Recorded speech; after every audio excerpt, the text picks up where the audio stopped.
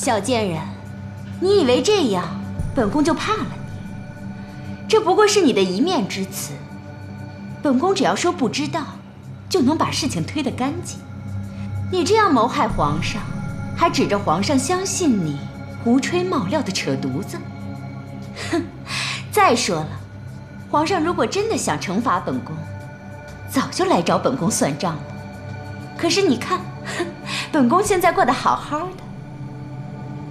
本宫可要提醒你，惹了不好惹的人，比爱了不该爱的人更要命。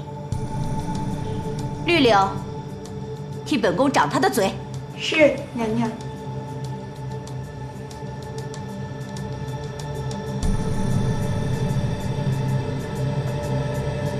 住手！这都干些什么？皇上，你怎么来了？皇上，朕再不来，你都要蹦上天了。皇上，你在说什么呢？臣妾只是担心皇上的安危，才想要给他一点教训。朕才要给你一点教训。鹅肉跟柿饼的毒招是你想出来的吧？皇上，臣妾只是什么？你自作主张，想残害朕的手足，让朕兄弟不睦，这该当何罪啊？皇上，朕禁足你1个月，好好反省。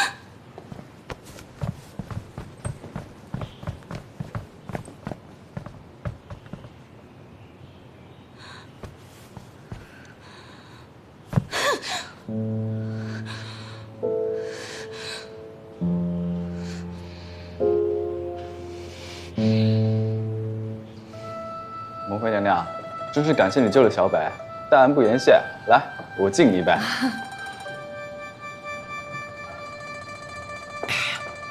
哎，没错没错，王妃娘娘，想要什么你尽管说，本王手上戴的，只要你喜欢，都能送给你做谢礼。哎呀，真是没想到啊，居然有人想离间我们兄弟的感情，要不是你出手相救，真是会铸成大错呀！哎呀，不用客气，换做谁都会这么做的。好好，喝酒喝酒。皇兄，小北有事相求。哈，喜闻乐见，真是全国人民喜闻乐见。小北竟然会说求字了，从小他可就一派威风的要这个要那个，本王啊还以为你只会说要字。小北，有什么事尽管说，不必客气的。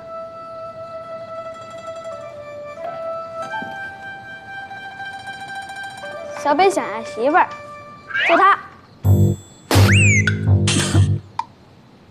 什么？皇上饶命啊！臣妾真的没有勾引过北王，请皇上明察。胡说什么呢？她可是你皇嫂。皇嫂那么多，多他一个不多，少他一个不少嘛。再说以前皇兄的东西，只要我要，皇兄都会给我的。皇兄说是不是啊？哎，皇兄，那个小北童言无忌，蒙妃肯定是无辜的呀！快拉回来，拉回来！快回去！那个皇上不必当真啊。小北啊，你知道什么是媳妇吗？媳妇就是喂我吃饭，陪我睡觉，给我讲故事的。那你身边的刘嬷嬷都做到了，她就是你的媳妇呀，对不对？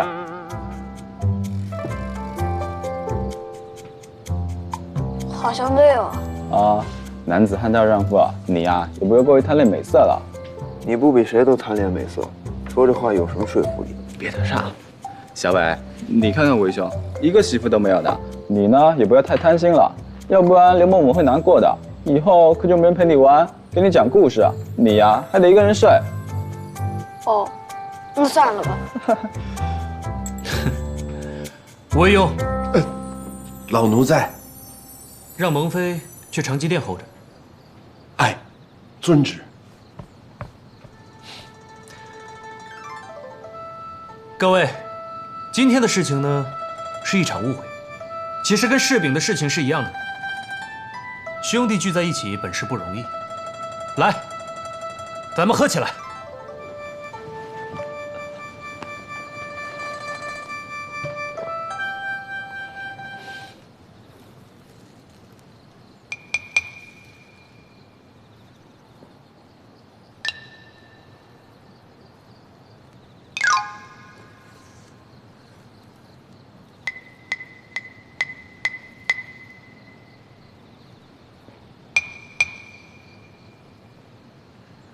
明让我在这儿候着，难道又有新的惩罚？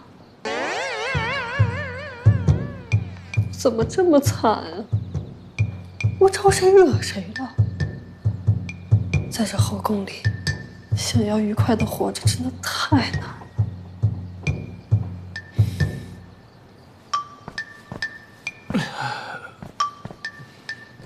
皇上，臣妾错了。哪里错？我是想出宫，但是我绝对没有利用北王带我出宫。你应该懂我吧？朕有时候懂，有时候又不太懂。你有时候贪生怕死、狗腿至极，有时候又坚强善良、不畏危险。你是不是喝多了？朕没喝多。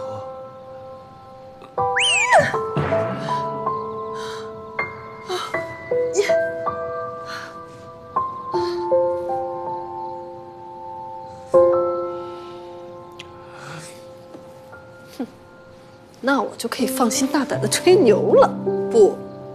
不是我吹，我这样的妙龄女子入了你的后宫，还得为你排解身边的危险，那简直就是业界良心。如果你能看看我的优点，你就不会误解我了。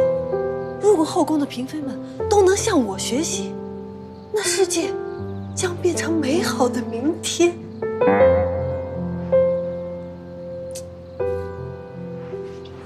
我说的话，难道有催眠的功效？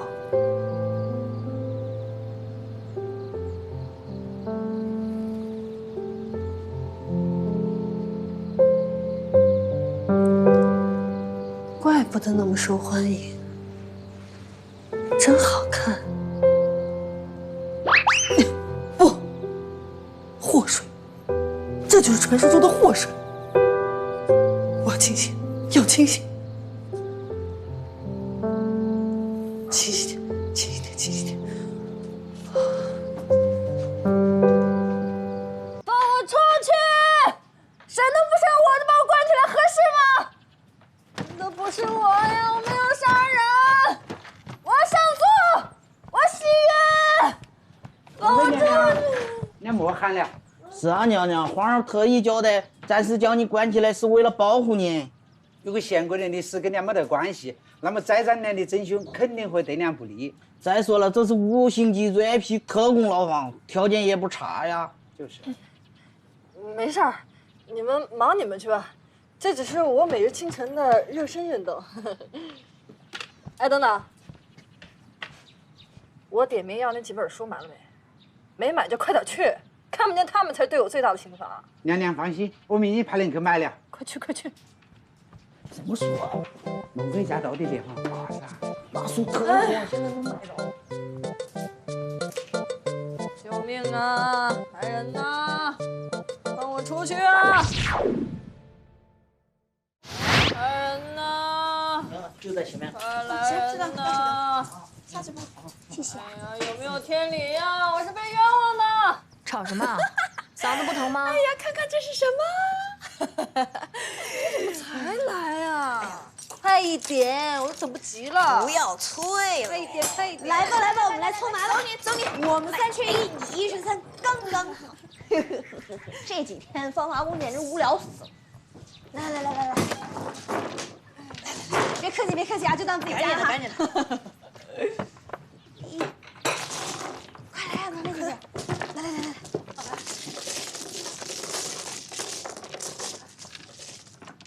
哎，我拜托你啊，有点囚犯的自觉好不好？我都跟你们说了，我是被冤枉的。哎，真凶还没有抓到之前，你还是最大的嫌疑人。怎一个惨字了得呀！哎，起码得2个。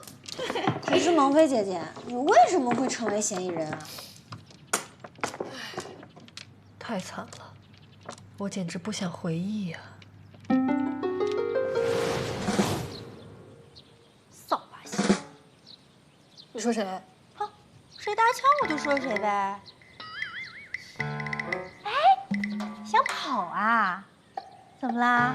戳心了，老铁？贤贵人，你真是很讨嫌呐！我跟你无冤无仇，你这犯的什么病啊？你倒是找太医瞧瞧啊！后宫的女人都有医保，用不着你掏钱，别舍不得。嘿，你还好意思笑啊？你黑心毒害皇上，皇上竟然原谅你，还不跟你计较，真是莫名其妙。所以说你是要当正义侠，为后宫除害喽？哼！我不管你给皇上灌了什么迷魂汤，今天我要不是给你点颜色看看，你就不知道你为什么笑得这么好看。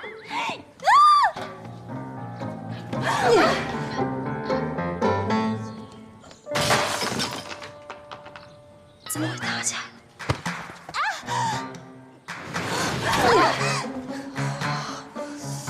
你竟然敢刮我的脸！你竟然敢欺负我！这个是我吃饭的家伙！看出来了，吃饱了撑的吧你？那不是蒙妃娘娘吗？对呀，怎么回事？敢欺负我！老天真的太不公平了！你这个人有皇上宠，我连皇上都见不到面啊！这我欺负你，明明是你冲过来打我的好吗？没有，不跟你说了，以后别来找事儿啊！我的个亲娘啊！我可不活了！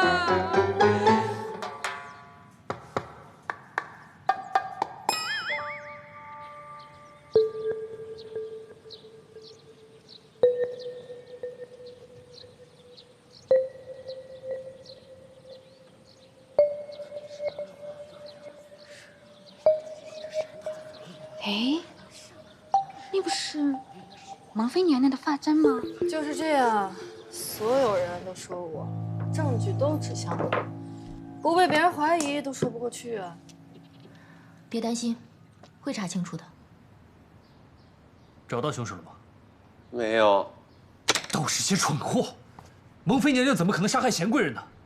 一定是她探查刺客的时候按人手脚，遭人栽赃。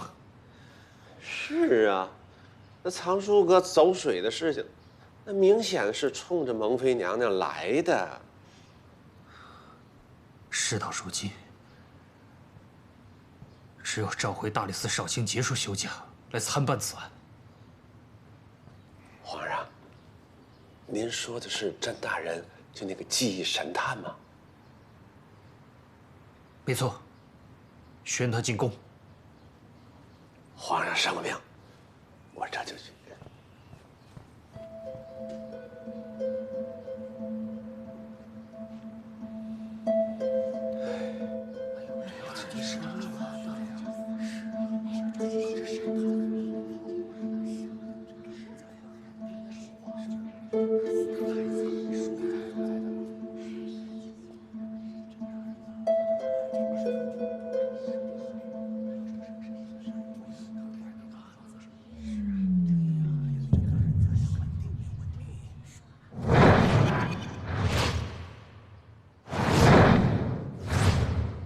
甄大人，您不是休假去了吗？怎么这点小事也管？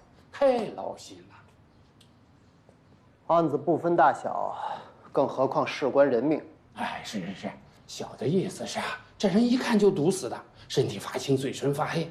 不过什么毒却不好查出来，不是食物中毒，也不是毒针毒剂毙命。小的验过了，他的肺部中毒最深。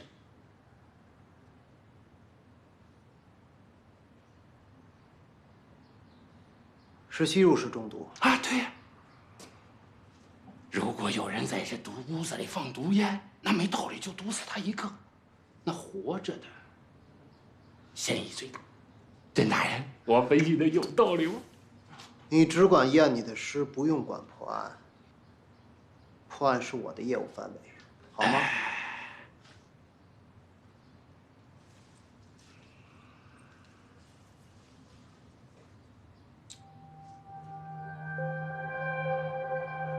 这对夫妻的新房是不是在山的背后？是啊，甄大人怎么知道？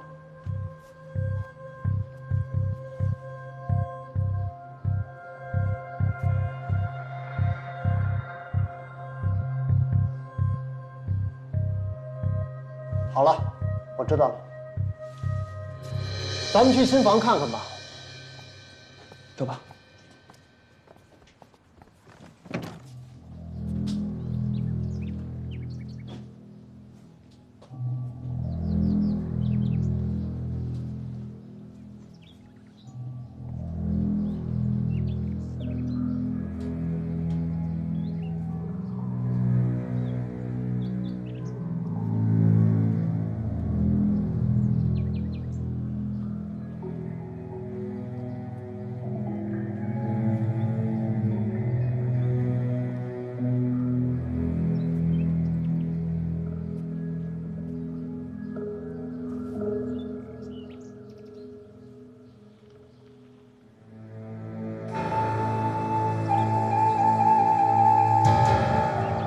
仵作，把这夜壶周围的泥土验一下。哎，大人，我是不是理解错了？您是让我验夜壶里的尿，验泥土什么名堂？你照做就是。哎，是。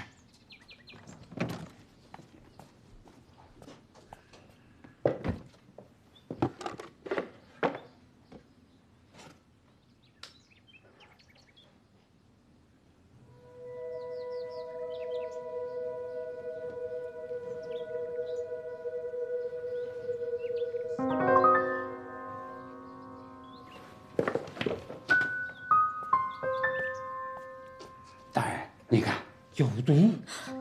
哇，真的有毒啊！甄大人真是太厉害了。我年幼的时候读过一本书，上面说有一种土毁蛇可以放出毒气致人死命。这种蛇喜欢待在阴暗潮湿的环境。我看死者处于门窗紧闭、没有第三者进入的室内，再加上是吸入式中毒而亡，本来就有所怀疑。而现在，检验结果证实了我的猜想。儿时读的书，现在还记得。记忆神探果然名不虚传。不要打岔，快听甄大人继续讲。死者脚下粘有土毁蛇身上分泌的粘液，从这可以推断出，她是企业小姐，不慎踩中蛇身，土毁蛇释放出毒气，她当场毙命。而你，身体素质比较好，再加上距离离得比较远，所以仅仅只是昏迷。这么说，是场意外，不是谋杀了。并非如此，本地可不产土毁蛇。去把这附近所有的蛇官叫来，你来辨认一下，看有没有认识的。是。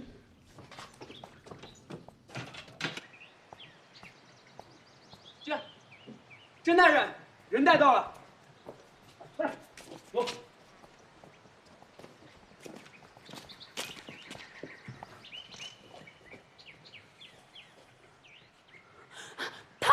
甄大人，我认识他。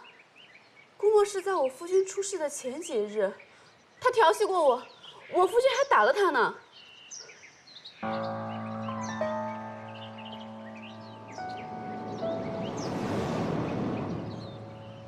看面相，你是外地人。是。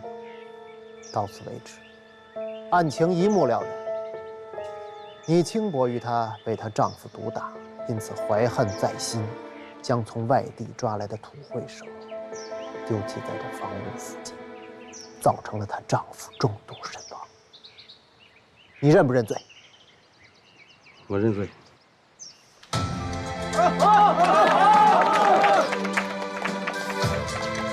另外，土毁蛇仍潜伏在此，如不除去，必将危害周围的百姓。剩下的蛇官，好好将这条蛇捉住。用火烧死。是。带走。来。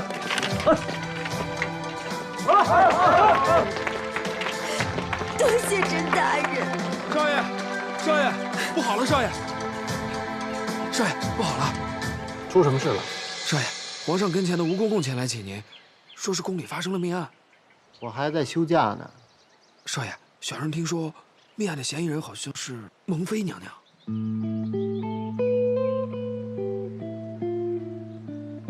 休假结束了，收拾东西，咱们进宫。是。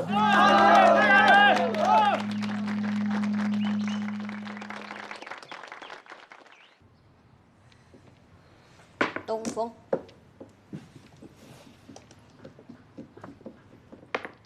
古往今来，凡是绝色女子，命运必定坎坷，这是规律。我很感谢老天爷对我姿容的肯定。出牌。哎，我听说记忆神探甄大人奉皇上懿旨要来替你平冤，哎。那是谁啊？大理寺少卿甄士爽。他很厉害吗？皇上为什么要用他呀？这位甄大人啊，是逢案必破，好多疑难奇案悬而未决的都被他挖出来给解决掉了。不蒙作为嫌疑人的这个消息刚传出去，就上了坊间的各大小报头条。这个布玉世家的大门呢，都已经快被人凿穿了，纷纷嚷嚷说他养出了一个没有品行的杀人犯的女儿。重点是还把这女儿送到了离皇上最近的后宫，其心可诛啊！那皇上也没办法，只能把这个休假中的这个福尔摩斯给叫回来了。哎，该谁了？骗子！我再也不要相信你了。小兰，我们今天再约不就行了？不要生我的气了，好不好？我心里真的有你啊。我今天一早去你家，可你家仆人说你昨天根本就没有回去，你还说你没有留宿烟花之地。小兰，小兰，你这次是真的误会我了。我昨晚一整晚都在梅园看戏。梅园这个月刚开始演夜戏，你也知道。你有没有觉得这个女人有点过分啊？不相信他是对的，这个男的确实在撒谎。啊？梅园唯独昨晚没营业。这你都知道？每个月这个时候梅园做账歇业。记这么清楚？不仅如此呢，我跟你说，这个男的整晚都待在青楼，他身上有香粉味儿。你想啊，如果是在戏园子待一晚上，怎么着也会沾上浊气，而不是香气吧？啊，虽然他身上的香味和这个女的是同一种，但是他们一直在吵架呀，没有近身的机会啊。男子身上的香味怎么可能这么持久浓重呢？所以，唯一的解释就是，这个男的很聪明，他送给青楼的那个女的同款的香粉，还跟这个相好亲密了一整晚呢。果然是个谎话精。你看，他腰间少了一个吊坠，估计啊，也是送给青楼那位姑娘了。还有，他怀里有一个手帕，你看露出手帕的一角吧，估计啊那就是对方的回礼。天哪！哎，姑娘，他是骗你的，他昨晚都跟青楼的姑娘在一起。你看他腰里的手帕，这是谁送给你的？你个大骗子！小兰，小兰，小兰，该听我解释，小兰。你好厉害啊！你简直都可以当神探了。哎，我听过一些他之前的事迹啊，除了用奇葩来形容他，找不到别的词儿了。不是我文化水平低啊，是真的他已经奇葩到惨绝人寰的地步。怎么了？他喜欢破案，平常呢都绑着一张棺材脸，和他有关系的人啊，都没有一个好下场的。不论是夫子杀妻，又或是上司横死，又或者这个邻居遭劫，甚至连他吃过早点的路边摊，都被那个巡逻的捕快给掀摊了。哎，但是他一点愧疚都没有，独来独往，不受任何影响。这个甄士爽啊，真是酷到没朋友啊！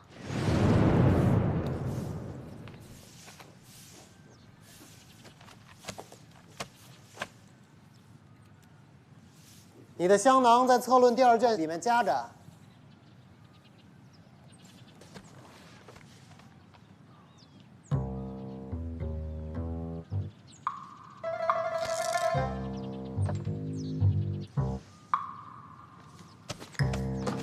你的印章在桌子的右边角。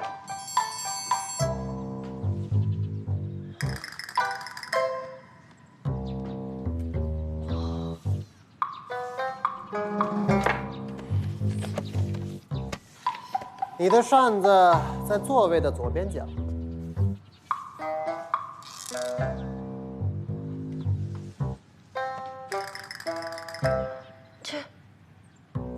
天哪！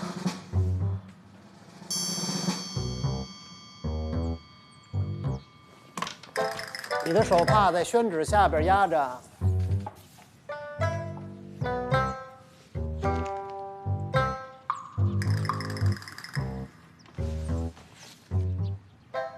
你怎么知道我要找这些？太厉害了！哎，我簪子呢？刚才还在手上呢。就在你头上插着呢。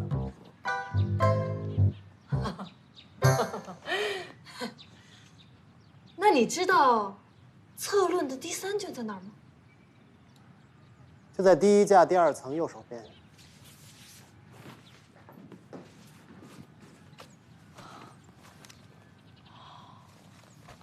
这你都知道？你不是人！我什么都记得。我不信，任何书的内容你都记得？那当然了。我不信。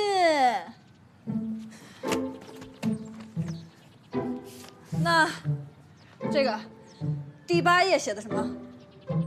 此臣所谓参教也，圣人非能通知万物之要也。故其治国，举要以治万物。故寡教而多功，圣人治国也，易知而难行也。是故圣人不必加，反主不必废，杀人不为报，赏人不为仁者，国法明也。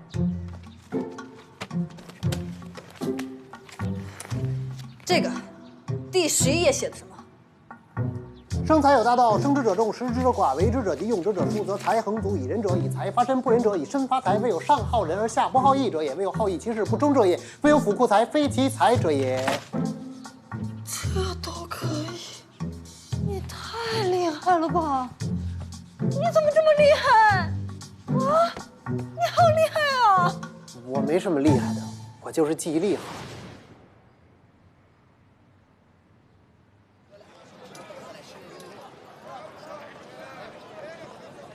买冰糖葫芦嘞！买冰糖葫芦嘞！让一下，让一下！买冰糖葫芦嘞！你厉害，你聪明，会推理，记忆力好，还不爱拍别人马屁，放眼整个私塾，谁能有你强？啊，不好意思啊，有点激动了。没事儿。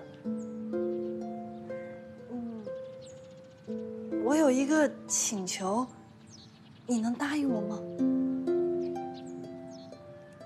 你说。你能不能做我的小师傅？我向你拜师学艺，好不好？哎，跑什么呀？你还没回答我呢！哎，我们家要搬去都城了，明日一早就出发。那你明早会来送行吗？我还有事。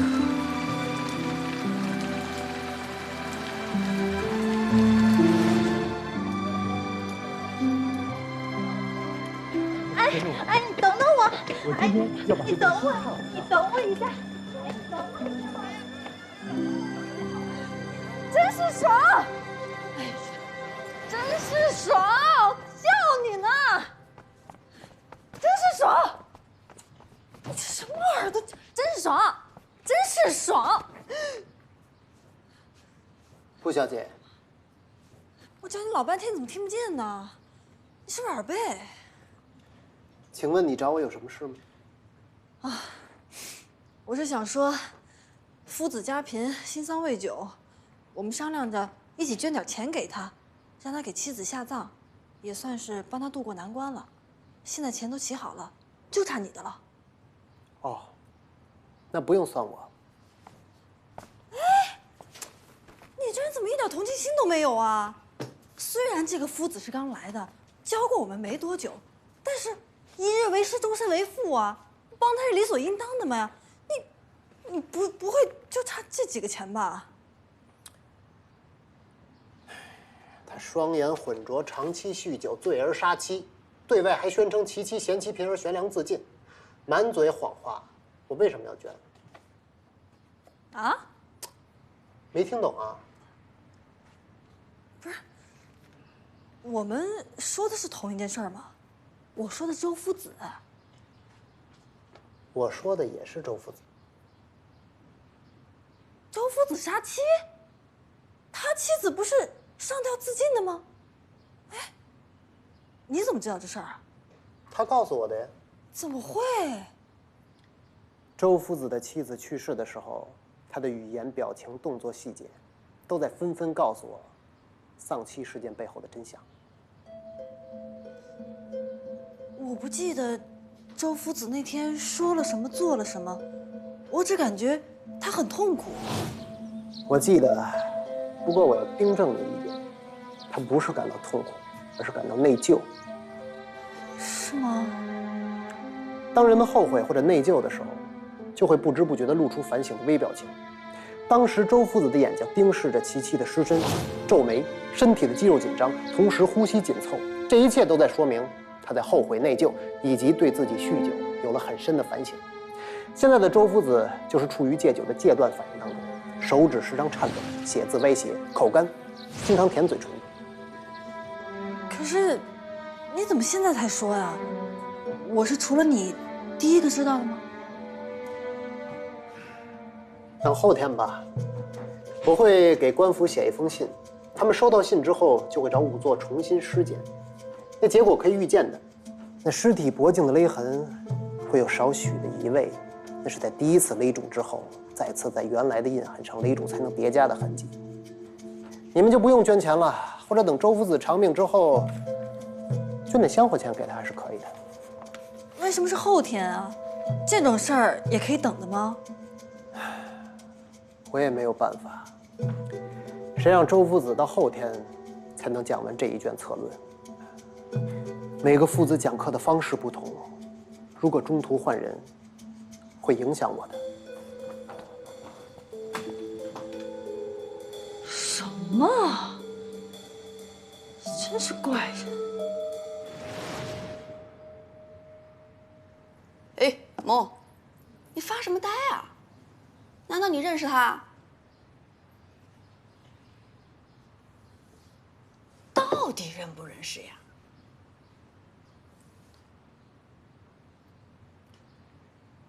他只是一个当年误导了我，导致我今后的人生轨迹发生严重偏差的同窗而已。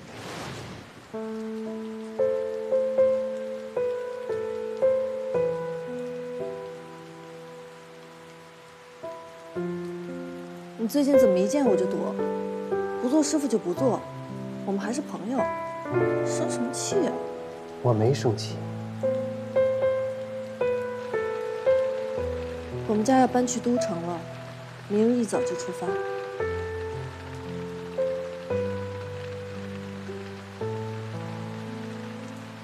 你就没什么要跟我说的吗？没想到你一点反应都没有，太冷漠了。跟你做朋友我太亏了。一路顺利。还有呢？要听话。那是当然，我特听话，这是我此生唯一的优点。那你明早会来送行吗？我还有事。我不管，你要来，你不来我会生气。下次见面就在你的葬礼上，记住哦。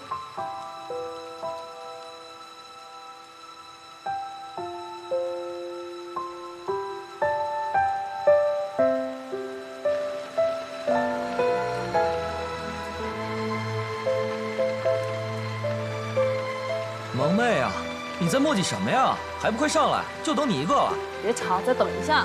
还等什么等啊？我看你那把伞呀，肯定是伪造劣质品，不然你脑袋瓜也不会进那么多水。你烦不烦呐？哎呦，你的相好没来，你对我凶什么呀？凶就是原罪，天道好轮回。你看看你，现在被放鸽子了吧？啊？放个鸡大腿呀！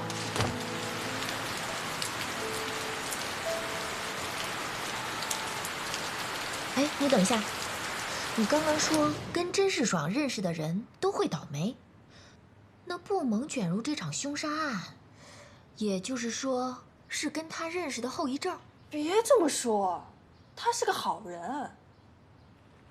当年我话很多，问他问题，他总能很热情地给予我回应，而且他特别善良，我总是跟他探讨人生，他每次都特别积极地配合我。你干什么呢？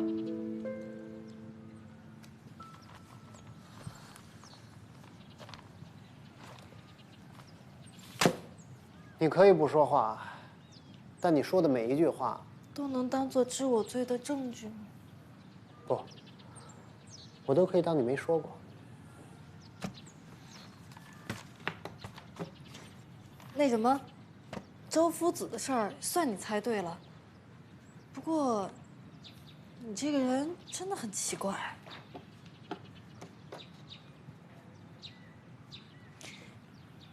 你不计较我偷看你东西呀？计较又能如何？这可是你说的不计较啊！那借我看看。喂！哎呀，你放开，万一被别人看到了，好歹也得注意点影响。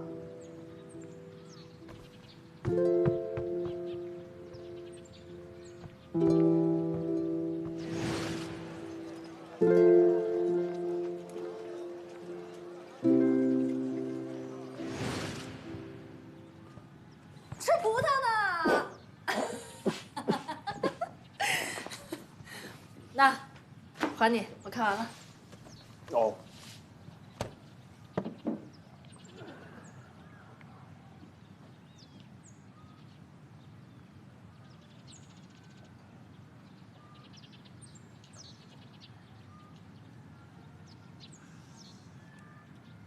吃葡萄，怎么要从坏的吃起啊？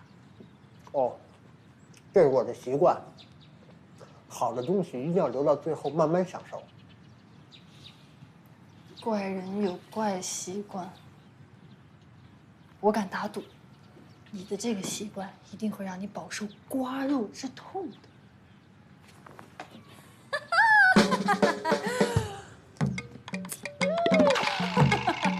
有没有痛彻心扉啊？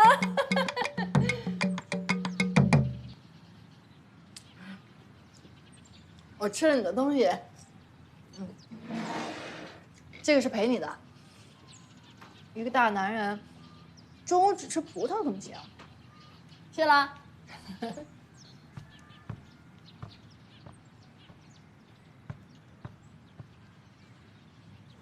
陆小姐可真是我心中的小太阳，一听她说话，我感觉我的灵魂都被净化了。可惜呀，她也不跟你说话呀。没看见她最近跟那个冰山上的来者甄世爽走得很近吗？甄世爽的性格确实有点阴冷，你说我们的小太阳为什么要跟他一起玩呢？这好不容易有了新政，男女可以在一起上学读书，却便宜了那小子。放心吧，穷鬼一个，陆家小姐只是可怜他，不会跟他在一起的。就是。吃饭吧，吃饭。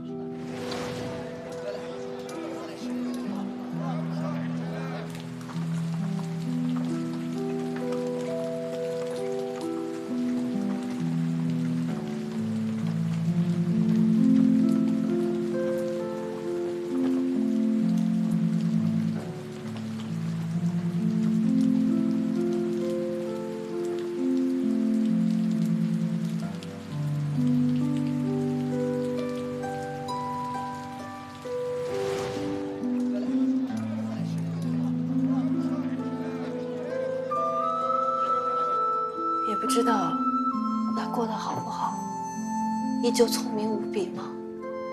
吃的比我多吗？还是那么讨厌人类呢？胡饼。糊了！哎呀，就差一点儿了。我现在也非常的讨厌人类，尤其是你。快点掏钱啊！婉借我一点钱吧，要利息啊！甄世爽，蒙妃的案子就交给你了。皇上放心，臣定当竭尽全力。竭尽全力，是看在朕的面子，还是蒙妃呢？哼，没事，朕只是随便问问，不回答也罢。一定要竭尽全力。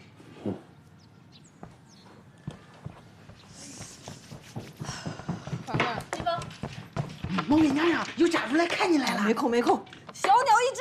皇上领来了呀！快撤！不要再介意我这橘子呀！皇上没事来这干嘛呀？真是，快！参见皇上。免礼。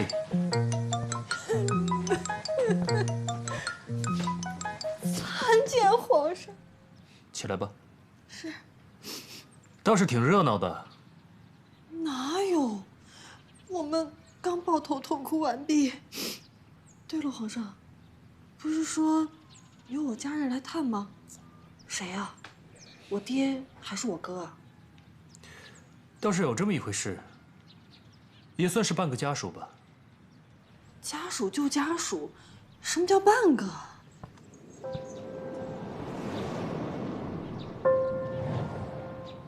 微臣参见蒙妃娘。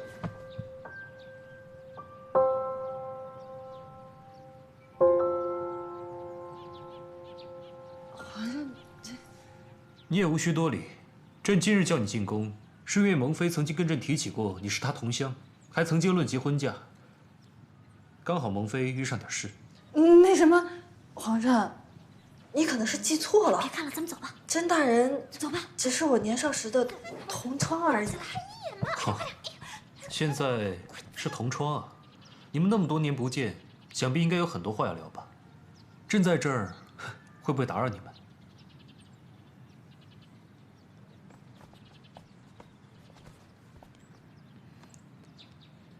哎呦，我就不明白了，刚才地形那么好，我们为什么非跑到这儿来偷窥啊？你咋呀？气氛明显不对，好像是有点情敌相见的味道。没错，待会儿打起来，溅我们一身血呢。那还是躲在这儿看比较好。我穿的可是新衣服。真抱歉，是我跟皇上乱说，影响你名誉。没关系，我看得出来，皇上是逗你的。朕可没空逗他。甄世爽，他们说证据显示，蒙妃就是杀害贤贵人的凶手，你怎么看？皇上，臣相信蒙妃娘娘是无罪的，是有人嫁祸。没想到他这么快就站在我这边，这么多年没见，他竟然还相信我。所以蒙妃跟贤贵人在争吵的过程之中，在争执的同时划伤了贤贵人的脸，那一瞬间把她推入井中，把蒙妃的发簪拔了下来。这样的作案过程不对吗？不对的地方有很多。皇上，微臣接下来的言语可能会有些伤人，还请皇上恕臣无罪。朕免你罪，说吧。没错，贤贵人脸上的指痕确实是和蒙妃娘娘争斗时留下的，这点仵作查的没错。不过微臣再次细查过尸体，发现贤贵人身上不仅有淤青，也有几道指痕，以及什么？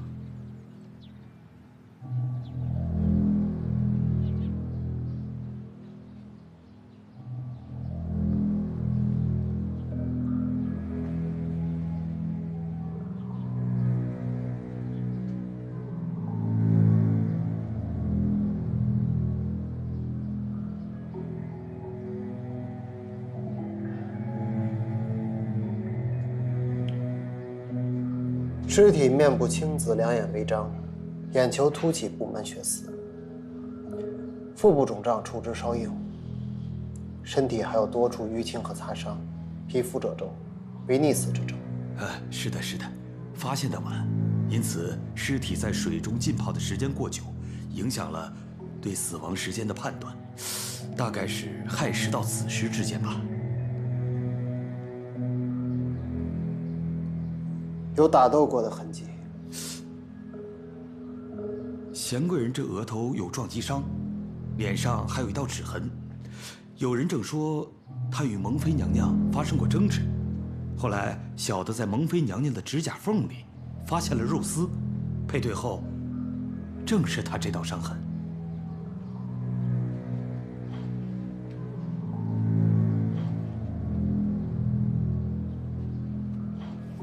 哎，甄大人，这样就不好了吧？尸体在我面前并无性别之分，你检查过吗？这下边我没敢仔细看。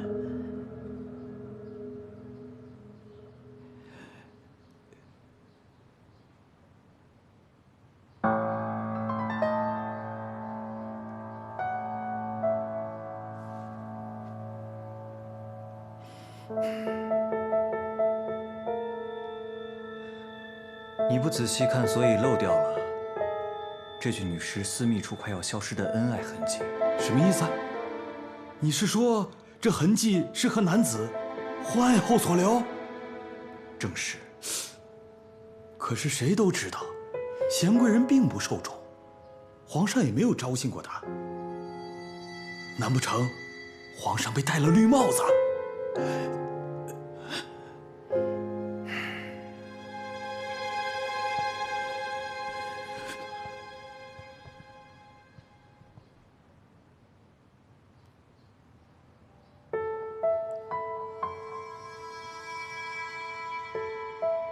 这刚打捞上来时，贤贵人手里拿着这只发簪，说明二人在打斗之时，蒙妃娘娘一气之下将她推入井中。就在这关键的瞬间，贤贵人拔下了她的发簪，这应该就是这样。当时贤贵人手里这簪子是怎样拿着的？就是这样，正常拿。你确定？我确定。我的这双眼睛比那孙猴子的火眼金睛也就差那么一点点。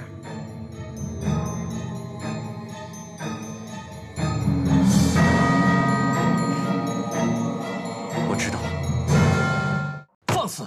你说朕被戴绿帽子？皇上息怒，恐怕事实正是如此。尸体是不会说谎的，他能完全交代自己的所作所为。你的意思是贤贵人与他人通奸，不蒙杀害人情有可原，理由从轻了？微臣不是这个意思。贤贵人头上的伤是在坠井时刻在井壁上留下的，仵作在井壁上发现了血迹，而他身上的伤是在欢爱时留下的。所以说，从头至尾，蒙妃娘娘同贤贵人之间的唯一关联，就只是打了一场架而已。是啊，皇上，我早就说过，他缠上来骂我、打我、吓我、威胁我。我挣脱的时候，指甲不小心划到他的脸，然后我就走了，我没有推他入井。而且贤贵人的死亡时间是在亥时到子时之间，与他们争斗的时间不符。那发簪又怎么回事？我丢三落四的，发簪什么时候丢的，我真忘了，也许是被别人捡到了。所以那个发簪那么巧的被凶手捡到，又戴在了头上，在推他落井之时，又被拔下了那个不足以成为证据的发簪了。皇上，那个发簪，并不是贤贵人从别人头上拔下来的，而是在他坠井之前，手里就已经握着发簪了。此话怎讲？皇上，请容微臣演示一下。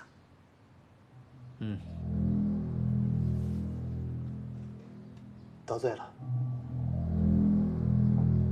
娘娘，请你推我一下。哦。皇上，请看，人在后仰时一把拔下别人头上的发簪，应该是簪头在手心，杆在外。而当初贤贵人的尸体在被打捞上来的时候，他手里的簪子却是杆在手心，簪头在外。所以综上所述，蒙妃娘娘并不是凶手。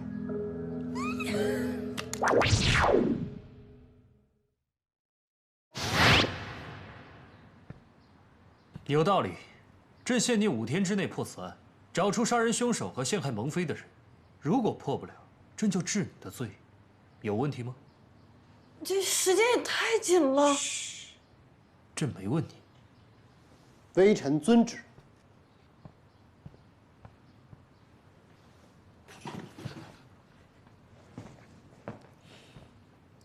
不蒙，你无罪释放。跟朕出来。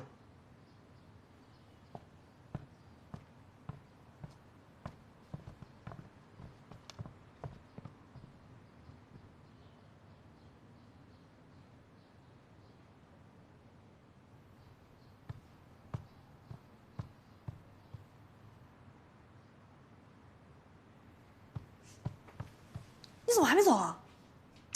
我这么八卦，这种场面怎么能少得了我呢？哎，皇上叫你去，必有委任啊，前途似锦哦。快去，烦不烦？哎呀，快去！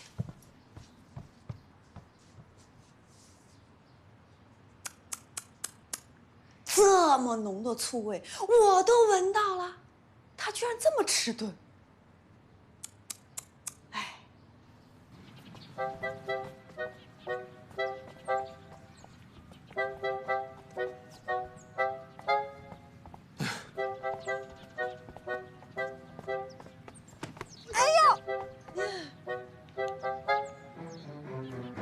你说，你刚刚盯那个甄士爽是几个意思？莫非他如来转世佛光普照，让你目不转睛啊？只是他愿意相信我，我有点小激动吧。朕说相信你的时候，也不见得你激动的蹦上天。还有，你刚刚说甄士爽是世界上最棒的男人，又是几个意思？我说了吗？有，你的眼神说了。我真的没有别的意思啊。这事不能就这样算了，好好给朕解释清楚。解释怎么解释啊？甄士爽真比朕厉害不成？你有必要这么崇拜他？这种行为，简直比炊烟拨炭还要令朕上火。皇上息怒。朕虽然说过这事完成之后会让你出宫，可你现在还是朕的爱妃，有必要在大家面前称赞别的男人吗？你这种行为，简直就是作死，你知道吗？不敢，臣妾知错了。不过就是一个同窗，有必要在那儿百般赞不绝口吗？我看你见过的男人还真是少，你的眼界还真是小。是。不忙，你要记得，是朕先救你的，要谢就先谢朕，啊，要分清楚主次，不要傻乎乎的，好吗？不对呀，皇上，你这么介意，该不会是吃醋了吧？别逗了，朕怎么可能吃醋呢？朕吃你的醋，呵呵哒！我告诉你，做白日梦吧啊！真的没有吃醋？那是自然。你确定？100%确定。那好，臣妾想随甄大人一起查案，好自证清白。如果皇上没有吃醋，应该会批准吧？准了。谢皇上，臣妾告退。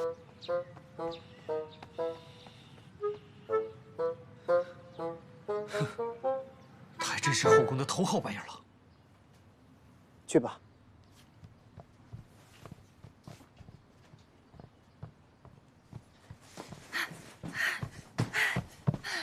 甄士爽，皇上答应让我跟你一起查案了，祝我们合作愉快，早点让面，真相大白。在我印象里，好像皇上不是这么能轻易答应荒谬请求的人呢。真不会说话。不过，我还是要谢谢你的观察入微，救我出了困境。还好是你来了，你才能发现别人看不到的证据。其实就算没有这些证据，我也知道不是你干的。为什么？因为咱们曾经相处了这么久，我知道你虽然个性顽皮，但是特别贪生怕死。你没有胆子杀人的，就算失手，你也会吓得半死。怎么还会这么淡定？打麻将？你怎么知道我们在牢里打麻将啊？我们都收起来了。我进去的时候，在角落里看到一张牌。看你的脸色，你当时好像胡牌了吧？别说这些了，那我们现在去哪儿啊？去贤贵人住处。我们双剑合璧，一定会抓到凶手的。不要妄下断论。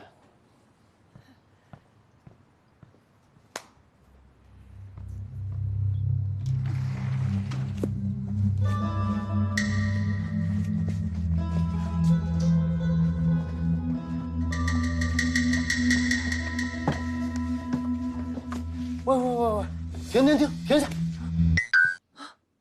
哦，对，这样会破坏现场的。不对呀，这又不是第一现场、第二现场，为什么不能翻呢？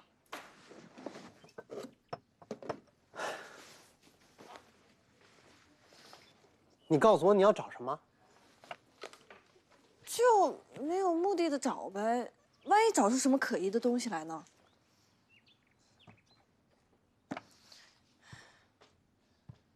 哎，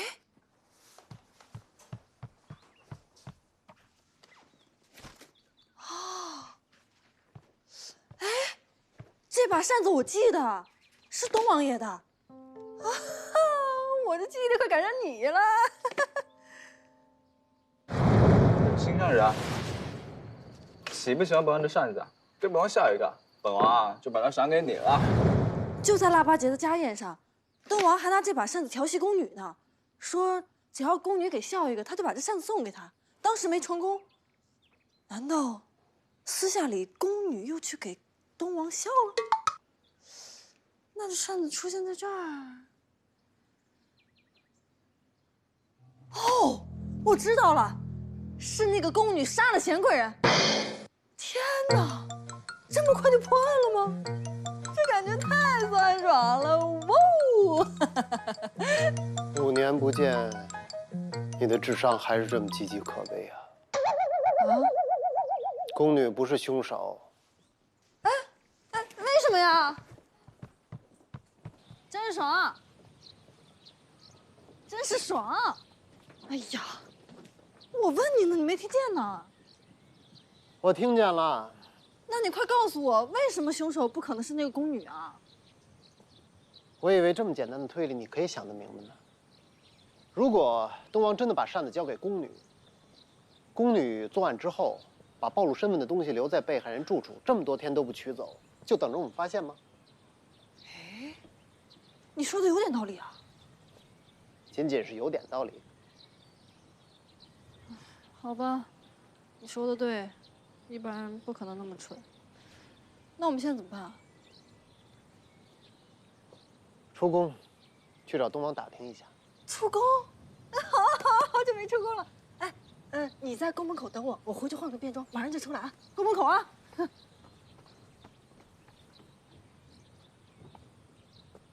皇上。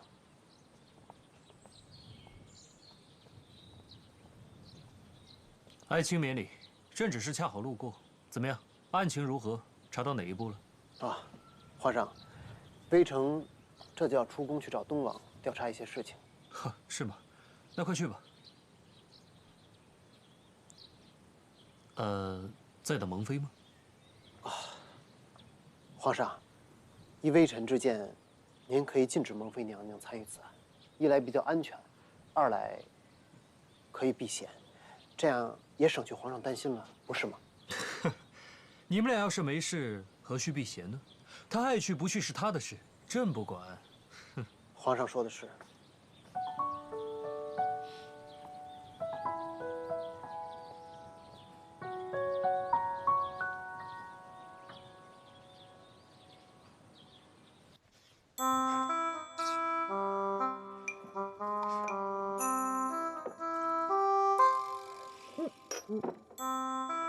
皇上，您喝口水，顺顺气儿。有什么值得气的地方吗？对，您说的是。魏庸，老奴在。他们不是出宫查案吗？派人跟着他们。遵命，皇上。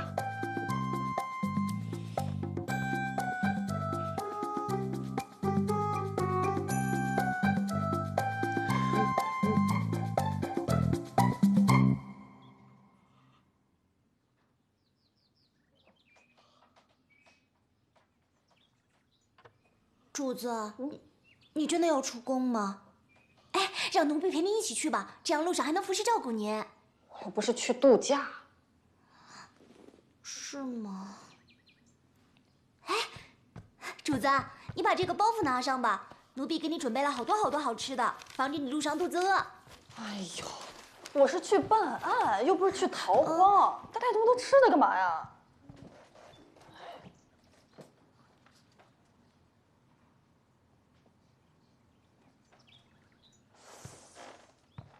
你们是不是有话不知当问不当问？来吧，给你们1人1句的提问时间，开始。皇上真的同意你跟甄大人出去查案呢？是啊，他怎么想的呀？他难道是想给你制造一个红杏出墙的机会，然后再把坏了名声的你赶出宫去？这已经是第2个问题了，下一个啊，该我了，蒙妃姐姐，你和甄世爽到底是什么关系啊？这还用问吗？你看他一副春心荡漾的表情，都摆脸上了，明显是酒相好。哎呀，好了，我承认，我曾经对他呀是有过好奇和好感，但是那只是曾经。